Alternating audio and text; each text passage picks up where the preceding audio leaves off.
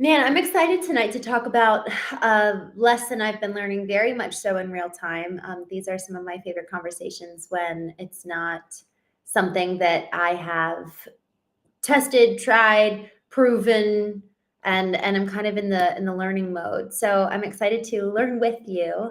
And also, y'all, I had a big moment today. It was really really fun to be for the first time really kind of coming on the heels of um, teaching my framework publicly for the first time without being in the confines of someone else's course or program. And so it was so fun. It was fun to kind of take off the training wheels, so to say. I created content for AdWorld and Digital Marketer, and it was fun to not have the constraints of being under someone else's brand and just being able to speak really freely. And in so doing, we went to some places today. So just for context, for those who don't know, today was the Knowing Experience, the Foundations of Knowing workshop. And the way that I kind of posited and set the expectation of this was there's so many different experiences within the brand of knowing. We've got the Knowing Retreat, which is a 3-day, actually it's a 3-night, 4-day experience with folks. So very intensive. I call it the boot camp of the soul. And then there's the Knowing Intensive, which is a different knowing experience. And that's a 48-hour deep dive for either an individual executive or for a brand and their business. And I will go to their home or they will come to mine, and we'll occupy the same space, have dinner together, breakfast together. We'll do vertical alignment, that practice that I just really, really love to do on a daily basis. I guide my clients and attendees of whatever knowing experience it is. So today was a new manifestation of a knowing experience, and it was through the workshop modality. So it was only 90 minutes, and as always, I'm like, man, we needed more time. I thought giving myself 90 minutes, that's the longest I've ever given myself for a workshop. And of course, actually, when I did it in person, I did an in-person workshop for Digital Marketer in Austin last year or 2 years ago. And I think that might've been 90 minutes. So anyways, I'm learning my lesson about the amount of time I need to give myself. But it was really, really good. And it was fun too. The topics that came up, I didn't intend to go in certain directions, but because of the freedom of having it be within kind of my own, and I apologize for making dinner here, but I am going to be making dinner, doing some food prep while I'm with you all tonight. I'm making Indian for the first time, which I'm very excited for. I may have made it one time during my marriage in my early 20s, but I don't remember. But I digress. I really loved today. It was really, really special, and the feedback was so encouraging. One of the things that really was helpful to set the expectation was, y'all, we do this as brands. We're told, and frankly, I've been told this a lot. Tell them what they want to hear and then give them what they need. And there's a tactic for that for sure. I can see why people might do that, but y'all, the thing is that every single person, not a single person dropped off for 60 minutes. At the hour mark, people dropped off. And then obviously at the hour and a half mark, which is when we were supposed to end, people dropped off, which is pretty normal. They're moving into another meeting, or maybe they couldn't attend the whole time after 60 minutes. But the retention rate, Qasim Aslam was co-hosting it with me. He has his 3X Freedom community, and he set that expectation for his community. Man, he was like, we're going to be diving deep. We're going to be talking about knowing you, and then how that translates into your brand and your business. And we didn't even have time to get into how that translates into your brand. So I'm excited. I believe I'll be hosting another workshop with them here pretty soon. And then I will also be hosting monthly workshops, because frankly, I want to be doing more of this. I love the Knowing Show. I love diving deep. And frankly, I would be curious to hear your perspective. I've actually gotten feedback from 2 different people in just the last week. So I think it's time to level this up. Both of them have said, if you can do this at the same time every day, it would be great. My problem is that I will be in Rome, like I was a week and a half ago, or even just Prince Edward Island, or the West Coast. It's just all the time zones are so funky. So I think I might actually pick a neutral time zone, like noon every day, East Coast. time to go live. So I'm curious if you all would appreciate that as well. But the reason why I like the workshops is because honestly, it's dedicated time and space to where you're kind of going into this heart, mind, soul, ready to explore and see what you'll find. And the reason why that's important is because you're effectively preparing your body and your nervous system to hear new information. There's something about if our nervous system is racing or activated and we're not in a place of calm or peace, we actually cannot learn something new. It won't stick with us. And so we have to get our body into a place of effectively like calm to be able to teach it something new. And so if you're going into an intentional space curated to go and learn something new, you're kind of subconsciously positioning yourself to receive something new versus us just hopping on and chatting together on the Knowing Show. It's like every other podcast, right? You're just kind of tuning in, but you're not 100% there and maybe some people are. I've actually had some pretty cool feedback of people who have said, this show has really changed the way that I think. So it all depends on how we show up. The element with the workshop, I actually gave folks exercises to do, and we all turned off our cameras and did the work together and then talked about it. And it was helpful being able to answer people's questions in real time. A couple people actually posed some really difficult questions. And so it was helpful. Even someone said they were like, I'm actually having a hard time getting into this. And so I was able to kind of help them break that barrier. So y'all, it was so cool, that workshop, man. I'm so excited. I actually might want to host the same one again. So because there were a lot of folks who said that they were interested. We had about close to 60 people show up and stay, which was cool. It's funny. I don't think I've ever there will be like 200 people that respond for one of our partners' courses that I've taught before, and only 40 people come. And so I think that this might have been the largest virtual room with the highest retention I've ever seen. So that was really encouraging. And so I was starting to make a mention of this earlier. For brands, as we're talking about content creation and how to position your offer, tell the truth. Tell the truth. It helps with retention rate. If you need any other reason, then your retention rate's going to skyrocket. Guys, if the goal is to serve, why hide?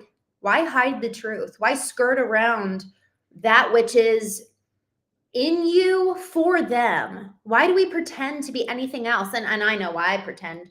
It's so much easier to hide. It's so much easier to play small. It's so much easier to try to convince them to show up rather than being really bullish, because in being bullish, in effectively being a strong brand, you're going to repel people. In one sense, we did such a good job setting the expectation that no one was repelled. People were repelled ahead of time. They weren't repelled on the call. And y'all, if we're not setting the expectation ahead of time, people are going to show up and not like what they see or hear. And then that's usually how you can actually distort the quality of the group. And it really does. I mean, even 𝐼𝐚𝐢𝐥𝐲, so he kind of co-hosted this event with me. He was saying his community is at 1,200 people right now. And he said he was going to start removing folks because he was like, it's so important to me to maintain the quality of the room. It's so important that we stop chasing vanity metrics of quantity and rather focus on quality. Even at the manner in which I go about selecting guests for the Knowing Show, I'm looking for folks who have content that has resonance. It's not just frequency of posts. It's not just the number of followers. Are they creating content that really speaks to their audience, that really serves, that is creating impact? And so all that to say, tonight we're going to be talking about empathy. And the reason why I wanted to bring this up is because today I was reminded, someone commented during the workshop, they were like, empathy still it feels rather forced. And I just thought that was such an interesting perspective because, and they said that in the context of how they were raised, and how they were raised shows up and impacts them today.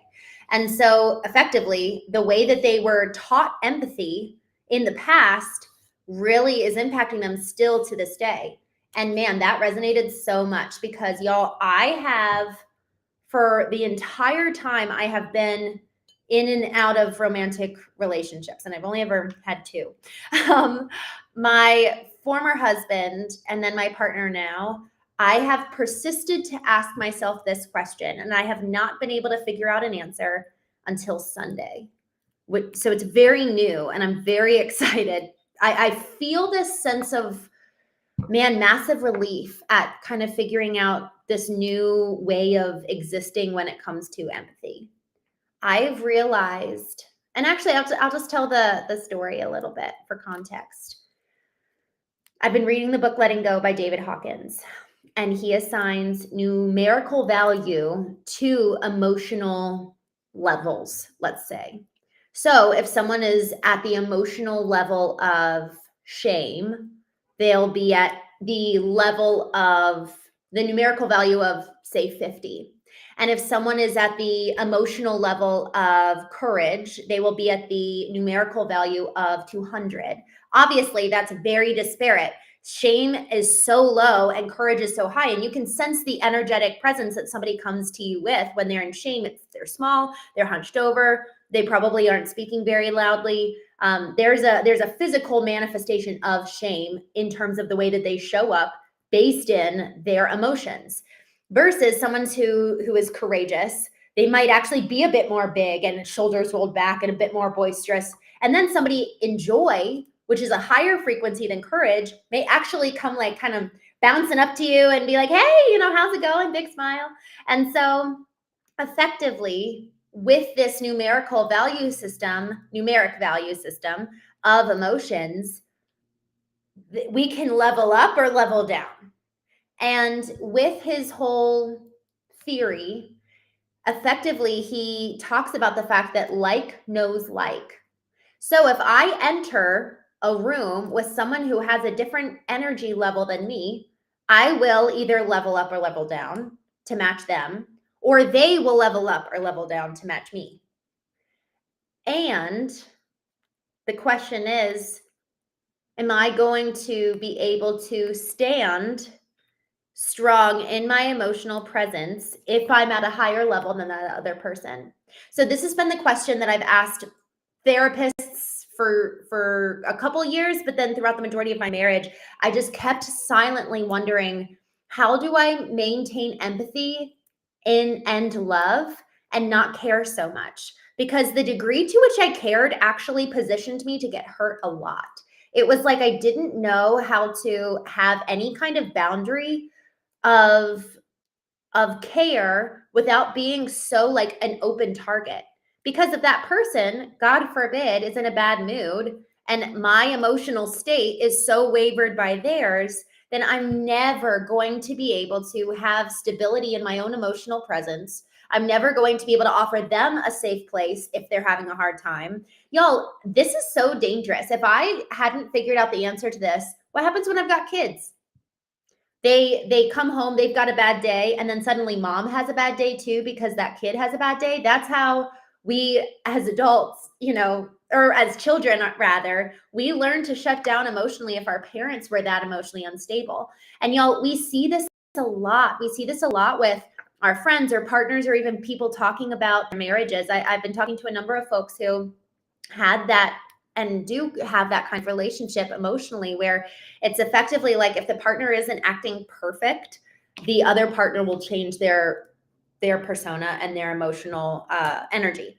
So here's the thing. I had been changing my emotional energy to try to enter into the pain and suffering of my partner with the desire for empathy. So it wasn't just this pouty, oh, you're not happy, I'm not going to be happy either. But it was like, oh, no, tell me what's wrong.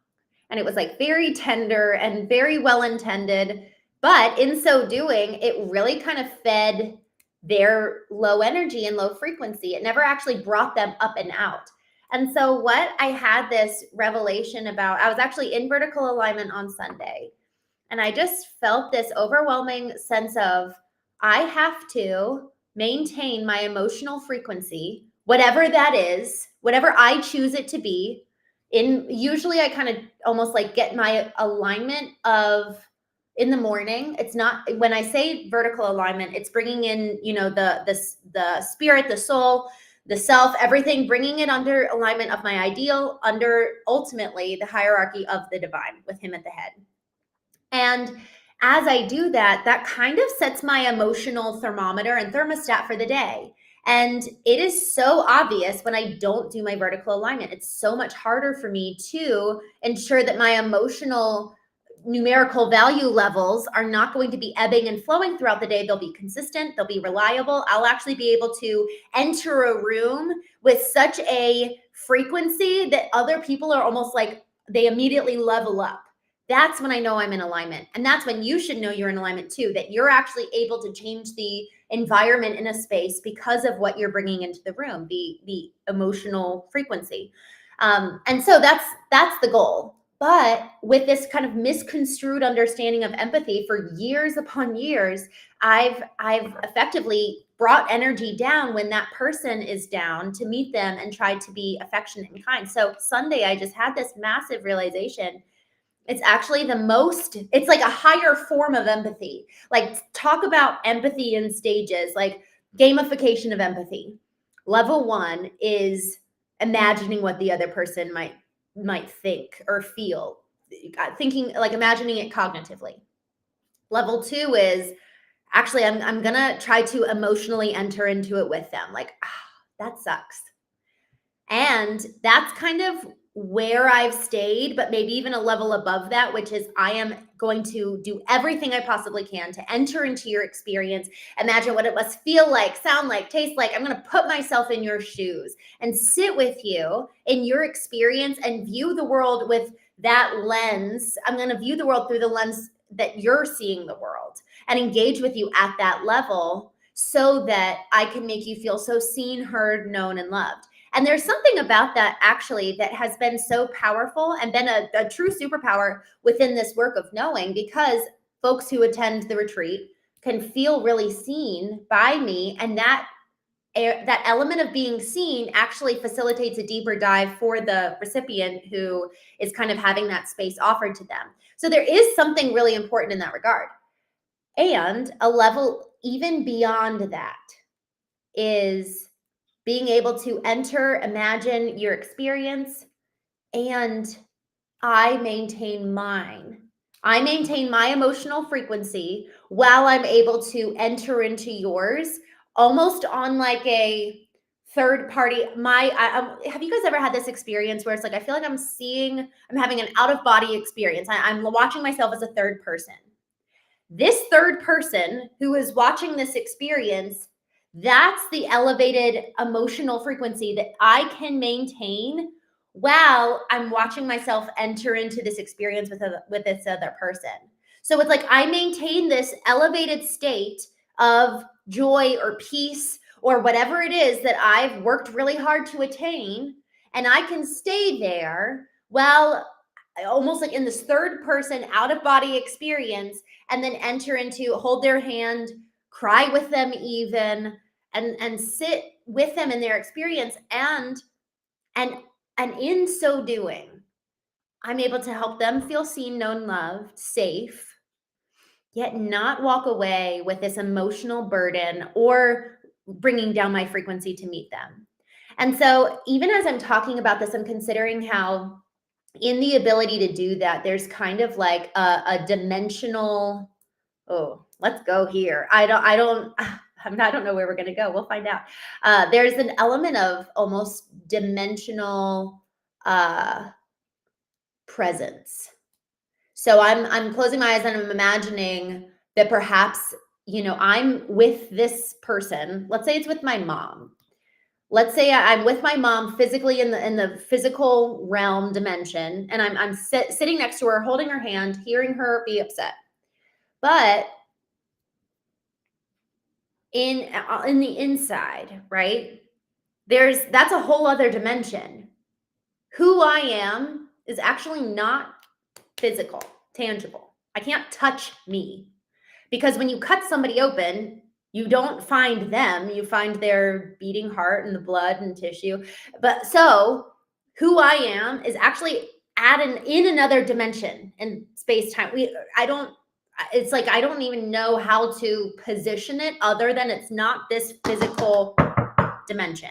So this self, this inner self, can maintain its emotional, spiritual frequency while the physical me is sitting and in that place of bereavement. And y'all, in one sense, doctors, folks who work in what's their title? Chaplains in hospitals, who effectively their job is to go in and help people prepare for death. Y'all, those people know how to do this. Sit with them in their experience and maintain an elevated sense of well-being, stability, emotional presence, so that when they physically leave that space, they also are able to leave behind the emotions with that, right? Because they actually never really brought the emotional frequency down. And so this is what's so interesting as I'm thinking about this, of like the ability to have both the physical expression of empathy with our own personal elevation and maintenance of our emotional well-being. That is so powerful.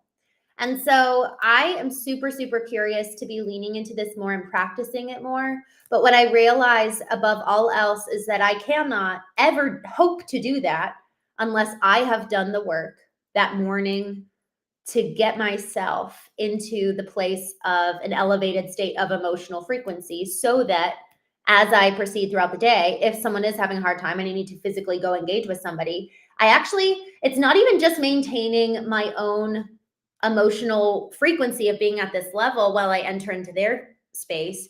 Me getting to this level myself actually positions me so that I can give to other people. If I'm at a lower frequency with them, I've got nothing. What do I have to give? I'm just entering into their sorrows and woes and probably adding to the problem. But if I'm actually able to be at this elevated state, man, do I have something to give. Man, do I have the peace. They can actually enter into my peace and enter into some semblance of almost like covering. Because I'm at this elevated state, I can kind of cover them with that while they grieve, while they are frustrated, while they work through it.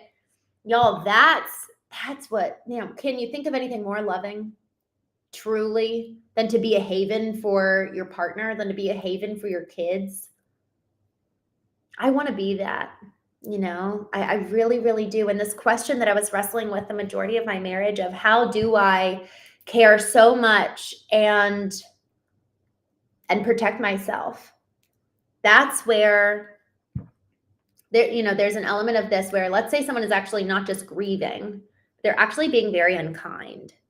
So then the question is, well, what are my boundaries in that moment? How do I allow for my own emotional elevation to serve as a protection for me? And I really think as I'm imagining some of the, we all have examples of this, right? So for me, I'm imagining an example of when this has happened in the past, of being treated unkindly, and we've all done it to other people. So in that moment, and I'm actually going to use this at two different examples. One where someone's been unkind to me, and one where I've been unkind to someone else. And I'm threatening to bring them down because I'm not leveling up, or they're threatening to bring me down. For them threatening to bring me down, depending on the degree of closeness, I have actually recently communicated with someone close to me that I effectively have a new sound bite, which is just kind of like, hey, here's like a sentence that I'm going to be using, and kind of pulling out of an arsenal of conflict resolution. Whenever I'm starting to feel myself drop in frequency, I know that it's actually most loving for both of us if I can maintain that state. And so if I'm struggling, I feel like you're being unkind to me, I'm starting to drop down, I need to, and then insert whatever that kind of agreed upon soundbite is. Because if you both, outside of that conflict moment, we both can agree on, okay, this is a boundary. Boundaries are to be honored and respected, and boundaries are for me to implement. You know, someone else can try to cross a boundary, but it's for me to hold up my end of the deal. And so if someone is starting to be unkind to me, my boundary is I'm going to say, hey, I really love you. I understand. Like, I actually don't think that you acting this way is you. I think you're having a hard time. And I'm going to tell myself what's true about you. And I'm also going to take, and then whatever agreed amount of time in that moment. So like, I'm going to take 15 minutes. I'm going to take 20 minutes. I need to go basically fortify myself, strengthen myself. I need to either get back up to that level or I just need a break. And frankly, I'm asking for you to take a break and you to work to get yourself back into alignment, because it is feeling I feel disrespected right now, or I feel like it's unkind, whatever that is. So leading with I feel, setting expectations ahead of time of this is kind of like our safe word that we're going to use to implement a boundary that we've agreed upon, so it doesn't feel like abandonment, it doesn't make it worse or escalate things. And it might, you know, there's a process of, we talked about this at the very beginning. Our nervous system, if it's activated, we can't ever learn something new.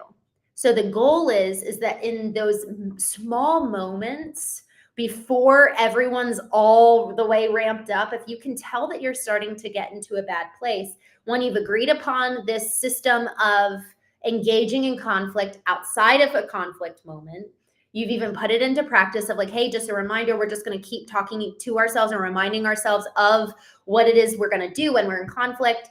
And then third, before it gets awful, before I've dropped all the way down, I can actually reinforce the boundary with so much love if I'm still at my heightened emotional frequency. And so then taking the other example of when I'm being unkind to someone, I have one particular memory and moment that was a couple months ago. I was at actually the Dr. Joe Dispenza conference, and it was so embarrassing because it's like I just spent all these days getting aligned effectively. That's all I did for 5 days straight. And then of course the last day, oh my gosh, I was so annoyed that that I like totally got out of, like massively got out of alignment. And what that looked like was, in my past life, packing up and leaving was kind of like a stressful thing. Like I always, I was like, I have to have all my ducks in a row. I have to be perfect. And that was kind of the mindset. And you know what's so funny, y'all? Even as I'm saying this, I feel my nervous system starting to like rev up, even as I'm remembering what that dynamic used to look like. So in the moment of me packing up and leaving the hotel, my nervous system started to do that. And I started acting out to a dear friend of mine who we went to this event together, and I shut down. I was short. And it wasn't, in one sense, I think that we view major conflict as the person's yelling, screaming. Shutdown and disconnection can be just as emotionally jarring, especially if someone has a wound, like a childhood wound associated with disconnection. So my nervous system was activated. And in so doing, I shut down, disconnected emotionally from my friend, and we went downstairs together, and I was sitting there in the chair. Joe Dispenza was about to go on for his final segment. And I sat down next to them and I was like, I just feel really embarrassed right now. I know that it wasn't you. I feel embarrassed. Like I actually didn't, that's how I felt in that moment. And it was interesting, y'all, because in saying I feel embarrassed, I almost like immediately felt free. I felt like all of a sudden, all the chains that have been on me and like keeping me, this is how it can feel when your nervous system starts activating. It's like all of a sudden you're getting, it's like you're getting tighter and tighter. It's like claustrophobic. It's like you're being squeezed in on, and you have to fight and you have to escape and you have to get out. And then all of a sudden, in just saying I feel embarrassed, it was almost just like this huge sigh. Like, oh, that's all. And here's the thing. How I was acting, it was just an old program. It's just an old program that needs to be rewired, reprogrammed.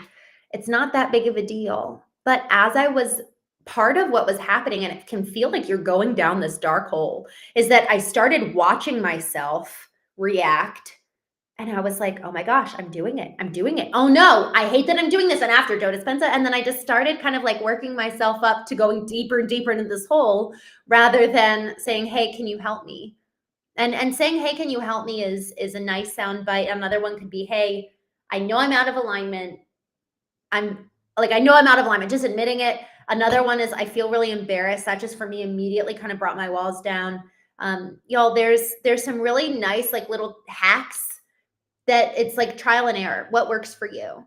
And as we come to know ourselves and like these old patterns and programs, the growth is in catching it and the condensing of time between the catching it. So there have been other times when I'm leaving with a friend and I start feeling, aggressive or like that sense of I have to be perfect and performing and all of that can slowly creep in. I'm noticing it, I'm catching it closer and closer.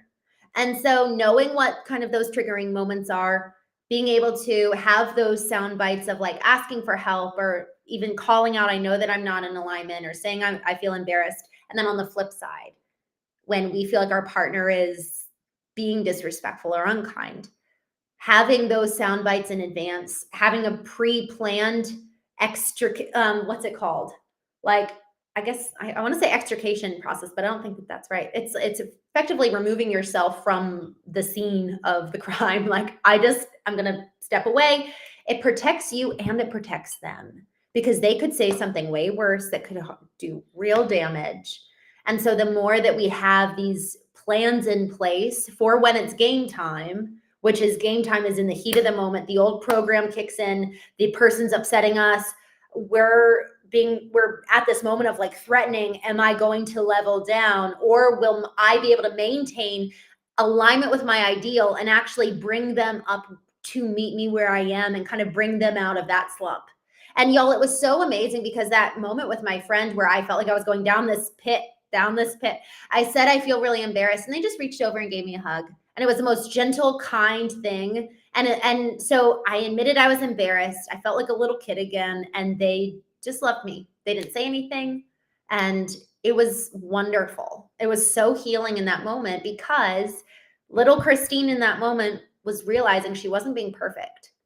And in the past, when she hasn't been perfect, there has been a type of reaction that she's learned. That's part of why our bodies go into this fight, flight, or freeze, is because belonging, connection, love, worthiness, the things that all of us actually need for survival, are being threatened, because our body, our mind, our soul, our spirit, everything has data and intelligence from the past that's predicting that the same thing is going to happen now.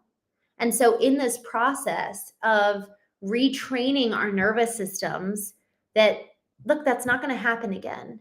We get to help our partners. We get to help our friends, our colleagues, even show them that this is actually a safe place. Yesterday, I moderated a conversation with two incredible, brilliant folks from Harvard, and we were talking about psychological safety, specifically psychological safety in the work environment. The gentleman specifically was talking about the fact that if you have not set the standard for your team to know that they can bring up ideas, create with you, and challenge your ideas, you're never going to be able to innovate. So innovation, creation itself, is actually at risk for so long as we have emotionally despondent leaders who are unhealthy and not able to lead from a place of kind of that higher level of emotional frequency. Because when we get to those higher levels of emotional frequency, like David Hawkins talks about in this book, we have so much more capacity to hear people's opinions. Y'all, he actually talks about this specifically. He gave this beautiful example that really impacted me. He talks about the level of pride, which I believe is like 150. So it's just below courage. He talks about the level of pride, and that for so long, as we have opinions that we believe or hold as framed in our mind as, these are mine, these are my opinions, this is what I believe, immediately in saying this is mine, somebody has to be right and somebody has to be wrong. So in letting go of my opinion, all of a sudden it extends the opportunity for multiple people to come forward with their ideas. And man, does that allow for an elevation of the entire energy in the room. So my timer just went off, which means I need to go get the rice off the stove. And thank you for letting me prep my cilantro and carrots with you. I will report back on my Indian dinner. But in the meantime, I